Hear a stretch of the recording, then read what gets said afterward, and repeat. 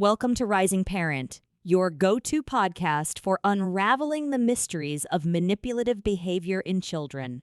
I'm your host, Edna, and I'm here to help you navigate the tricky waters of parenting a child who's a master manipulator. But first, please subscribe to our podcast.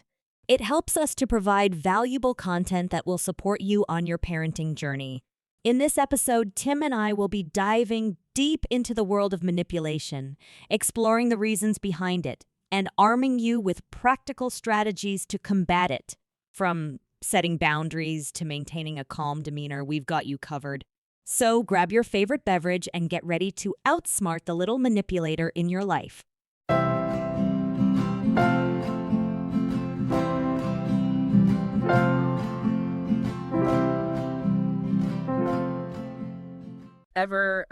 Ever find yourself like promising a trip to the toy store just to like escape the grocery store meltdown?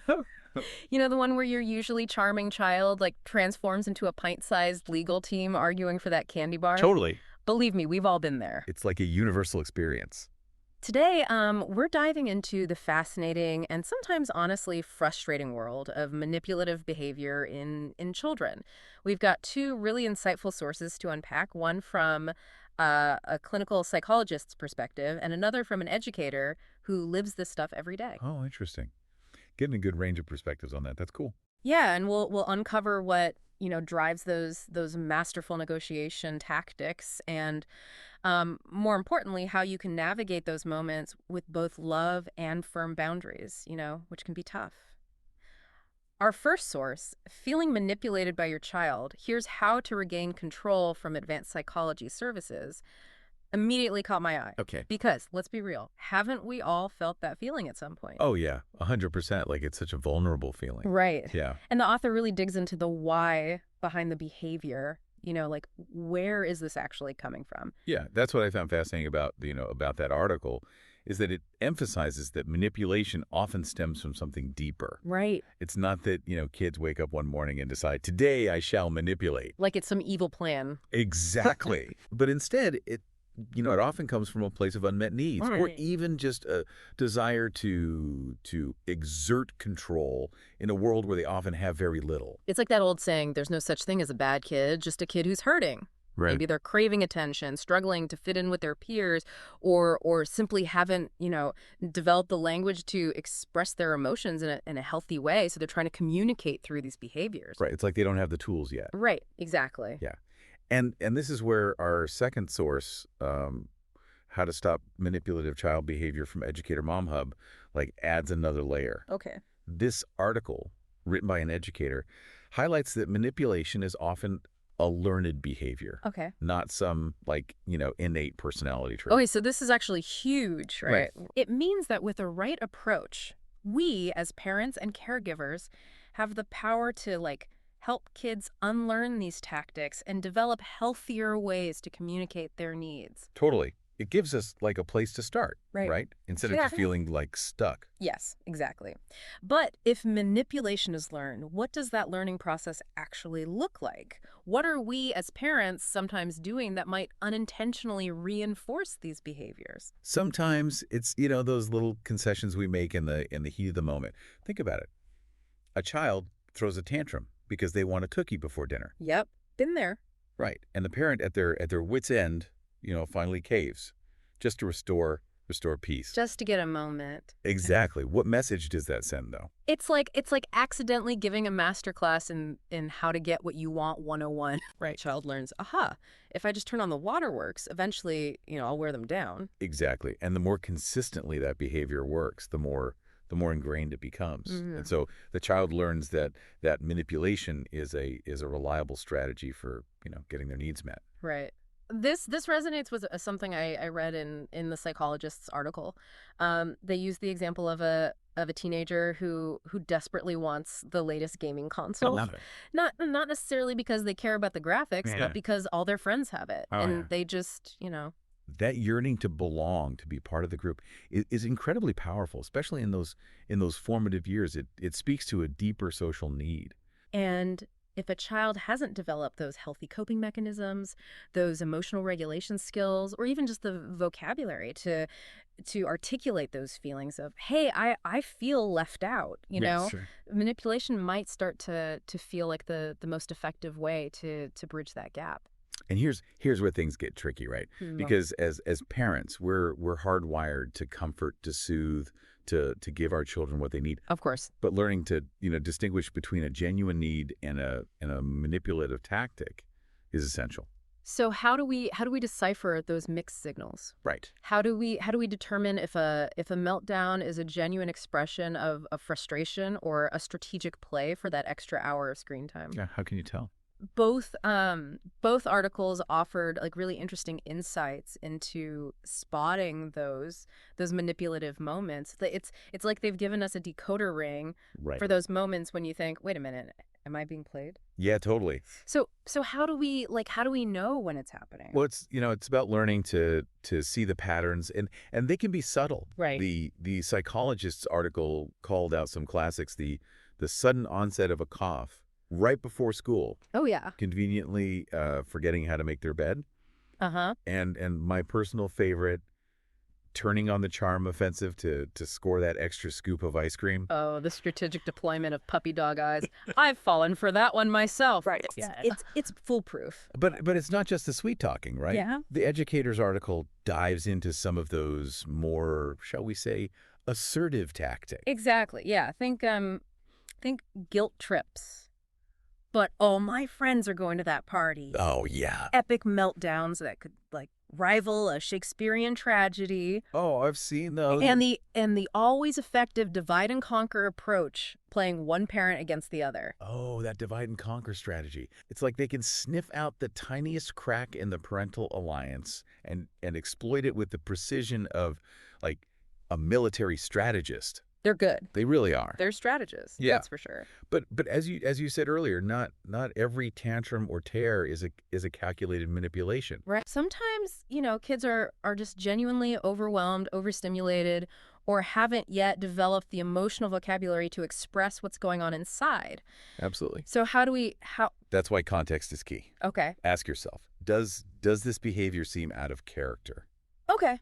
Is it consistently triggered by a specific situation like bedtime or homework time? Right. And most importantly is the goal to express an emotion or to control the outcome. That makes sense. Yeah. So it's about understanding the why behind it. Exactly. So let's say we've done our detective work. Yeah. We've spotted the pattern, we've considered the context, and we've determined that yes, this is a case of strategic negotiation on the part of our little diplomat. What do we do? How do we hold those boundaries without turning into those authoritarian parents we swore we'd never become? That's the $1 million question, isn't it? Right. The good news is that both articles offer some really, really practical strategies. Okay. The psychologist emphasized the importance of staying calm, Oh, yeah. which, let's be honest, can feel impossible when you're in the throes of a meltdown. Oh, 100%. I've definitely been there. You're exhausted. You just want the negotiating to end, and suddenly you find yourself agreeing to things you never thought possible. But Great. how did we get here? It happens to the best of us because, in those moments, it's easy to lose sight of the bigger picture, right? Right. But here's the thing. Our kids are watching us. Yeah. They're learning how to manage their emotions, how to navigate conflict, how to advocate for their needs, all by observing how we handle those very same things. So even though it's tough, modeling that calmness, that emotional regulation, it's not just about, diffusing the situation in the moment. It's about teaching them those essential life skills. Exactly. Yeah, it's setting them up for success. Yes, 100%. But what about boundaries? Right. How do we set those in a way that feels firm but loving, especially, when you're dealing with a child who's already mastered the art of pushing those boundaries? One strategy that resonated with me came from the educator's article. They talked about the importance of setting expectations ahead of time. Oh, okay. So instead of waiting for the meltdown in the cereal aisle, Yeah. have that conversation about what's what's acceptable behavior at the grocery store before you even leave the house. It's like that old adage, hope for the best, but prepare for the worst. Exactly. And when those boundaries are tested, as they inevitably will be, Because they will be. consistency is key. Okay. Remember, kids are like little scientists constantly experimenting to see what works. Right. If manipulation sometimes gets them what they want and sometimes doesn't, it actually reinforces the behavior. Oh, Because they learn there's at least a chance of success. it's like they're playing a slot machine, and we don't want to be the ones giving out the jackpot every time. Exactly. Okay, so consistency is really important, but holding firm doesn't mean being inflexible. Or Absolutely. yeah. In fact, the educators article had a great example of this. Oh, okay. It talked about a child who tries to get out of homework by claiming they're tired. Right. Classic. Instead of giving in or engaging in a debate, the parent offered a small compromise. Yeah. A short break after completing 15 minutes of focused work. So it's about finding that sweet spot between being empathetic and holding those boundaries. Yeah. We're not giving in, but we're also not just laying down the law. We're acknowledging their feelings, offering alternatives, and teaching them that there are respectful and effective ways to communicate their needs. And that I think is where we shift from simply managing behavior to truly connecting with our kids. That makes so much sense. Yeah. So we've talked about decoding the behavior, staying calm, setting those non-negotiable boundaries. Mhm. But what about those moments when the manipulation stems from a genuine need, like that longing to belong that we talked about earlier? Right. How do we help kids express those needs in a healthy way? It's one thing to say, okay, teach them healthier ways to communicate, but Right. like, what does that actually look like in practice? Like, what are some phrases we can actually use in those moments? I love how both articles emphasize the power of I statements. Okay. So instead of that accusatory, you never let me do anything fun. Right, which is so common. Right. You can guide them towards, I feel sad when I can't go to the park with my friends.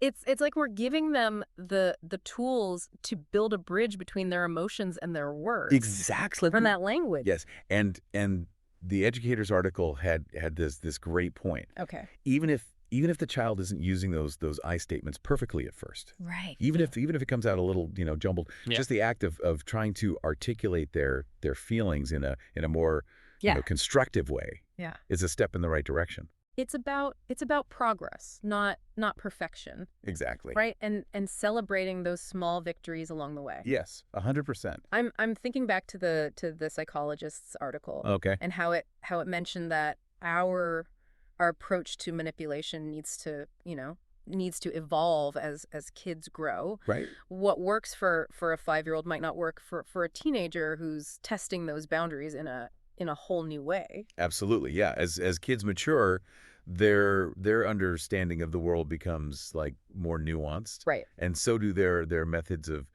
getting their needs met. Of course. But we have to be ready to adapt our strategies to meet them where they are developmentally. So it's a constant dance, this parenting thing. It really is. We're always learning, adjusting, and hopefully, growing right alongside our kids. We've covered so much ground in this deep dive. We have. What would you say is the most important takeaway for our listeners? What do you want them to really remember from this? I think the biggest thing is when you see manipulative behavior, Yeah. take a breath before you react. Okay. Remember, it's often a signal of unmet need, Okay. a desire for connection, or a cry for help navigating a world that can feel confusing and overwhelming. Yeah. Instead of getting caught up in the power struggle, ask yourself, what is my child trying to tell me? Yep. How can I help them express this need in a healthier way? It's about shifting from a place of judgment to a place of curiosity. Exactly. And isn't that Isn't that what parenting is all about? That unwavering commitment to guiding these little humans as they figure out, who they are and what they need to thrive in the world? It's a beautiful thing. It really is. It really is. This deep dive has given me so much to think about, not just as someone who studies human behavior, but as a human myself. Yeah. I'm already feeling more equipped to navigate those tricky moments with the kids in my life, and I hope our listeners are feeling that way too. They do. Remember, you're not alone in this journey of raising little humans. We're all in this together. Share your stories, ask for support, and let's figure this parenting thing out together. One negotiation at a time. That's right. Until next time, happy parenting, everyone.